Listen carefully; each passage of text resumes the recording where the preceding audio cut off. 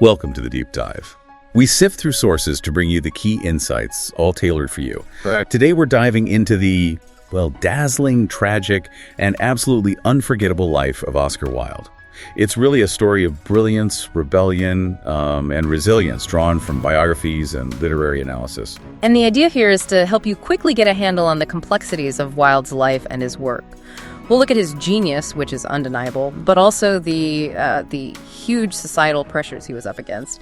You'll hear about this incredible mix of wit, scandal, and, the legacy that defines him. It tells us so much. Okay, so to really get Wilde, you have to start at the beginning. His origins: Oscar Fingall O'Flaherty Wills Wilde, quick the name right, born in Dublin, Ireland, 1854. And his parents, they weren't exactly conventional. No, not at all. His mother, Jane Wilde, she was a poet, a pretty fiery one, and an Irish nationalist. You can imagine the influence there. And his father was a very well-known surgeon.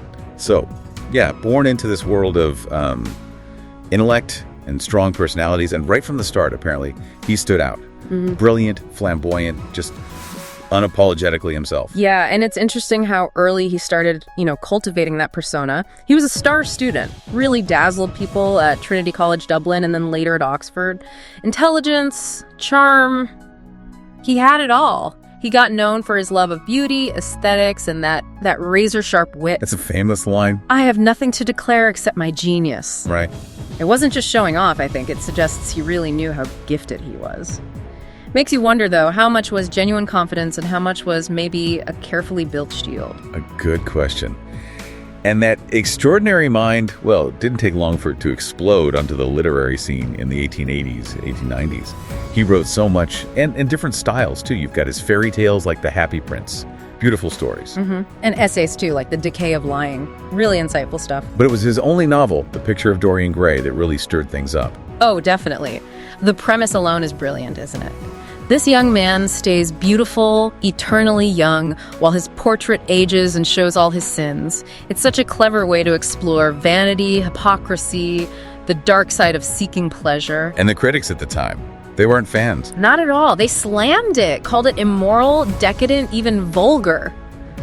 But ironically, that kind of reaction just fueled its popularity. Of course it did. Yeah, it hit a nerve. It tapped into all those repressed Victorian anxieties about morality and desire. It was subversive because it dared to question things. And now, it's seen as a Gothic masterpiece. Dark, psychological, almost supernatural. So he had success with prose, but the stage.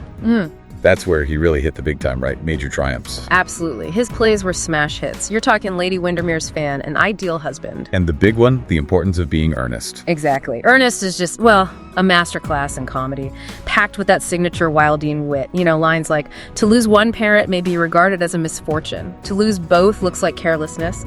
Audiences loved it, roaring with laughter. Night after night. But underneath all that public adoration, there was this huge tension. He was living a double life, essentially. Because he was married. Right. Married, 2 sons, but also secretly involved in relationships with men. And in Victorian England, that wasn't just frowned upon, it was illegal. Gross indecency, they called it. Which highlights the incredible risks he was taking, especially at the peak of his fame. Massive risks. It makes you think about the pressure, trying to be yourself in a society that literally criminalizes who you love, and that must have been a constant weight. And eventually, that risk caught up with him.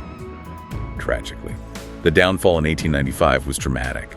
It all stemmed from his relationship with Lord Alfred Douglas, Bosie. Bosie's father, the Marquess of Queensberry, was furious. He publicly accused Wilde. Leaving that card at Wilde's club, wasn't it? Accusing him of being a sodomite. The misspelling was Queensberry's. Yeah, and Wilde, who, let's face it, probably wasn't one to back down. He sued for libel. Which turned out to be a catastrophic mistake. Completely backfired. The trial just ripped his private life wide open. All the details came out. And it shifted from Wilde accusing Queensberry to the Crown prosecuting Wilde. Leading to his arrest for gross indecency. Exactly. And the sentence was harsh. 2 years of hard labor.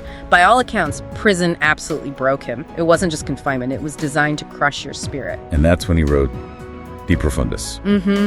That long, heartbreaking letter to Douglas from his cell, just pouring out all the pain, the regret, the sorrow. It's raw. A really devastating read about the human cost of it all. So after prison, life was completely different. Oh, utterly. He was released a ruined man, health shattered, reputation gone. He went into exile in France, lived under a different name, Sebastian Melmoth. Trying to escape the shame, I Yeah. suppose. But he did produce one last major work there, didn't he? Yes, The Ballad of Reading Gaol. It's a poem, and it's haunting. It captures the grim reality of prison life, so different from the sparkling wit of his A plays. stark contrast, yeah. He died not long after, in 1900. Only 46 years old, penniless, pretty much alone, but still witty, apparently, right to the end. That famous last line. Either that wallpaper goes, or I do. Classic Wilde, even then. But here's the thing. Despite that tragic end, his legacy, it never really faded. No, it's stronger than ever, arguably. Right. He's celebrated for his genius, obviously, but also as this symbol of defiance, standing up to oppression even though it destroyed him personally. His story forces us to think about the courage it takes to be authentic, especially when society pushes back so hard, and how art can somehow transcend personal ruin. And people still quote him constantly. Be yourself, everyone else has already taken. Exactly. His words endure. You know, beyond the big dramatic story, there's some fascinating little details about him too. Like what? Well, apparently he was initially a terrible public speaker. Can you believe it? Really? Wild. Yeah. But he worked at it relentlessly until he became legendary. Shows his dedication to crafting that persona. And when he toured America in 1882, he charmed everyone. Apparently, he even met some outlaws who thought he was great. Huh. That's brilliant. Shows his weird kind of universal appeal. And just his love for the little image. He apparently loved sunflowers and used to walk down Piccadilly holding one. Just because. That perfectly captures his flair, doesn't it? His aestheticism. And speaking of legacy, you know his tomb in Paris. In Père Lachaise Cemetery. That's the one. It's famous because fans still visit and cover it in lipstick kisses. Wow. As a tribute. Yeah, a tribute to his spirit, his impact. It makes you think, why do figures like Wilde resonate so deeply, inspire that kind of devotion, even generations later? It's a good question. So, wrapping this up, Oscar Wilde's life. It really was this incredible dramatic arc. Dazzling highs, devastating lows. He lived boldly, loved fiercely, and paid an awful price. Yeah. But the words, his art. It's Yeah. immortal. Hopefully next time you encounter his work, you'll think a bit about the complex man behind the famous wit and the scandal. And maybe here's a final thought to leave you with. How much have things really changed since Wilde's time? Think about societal views on, say, individual expression, morality. Who gets to define what's acceptable?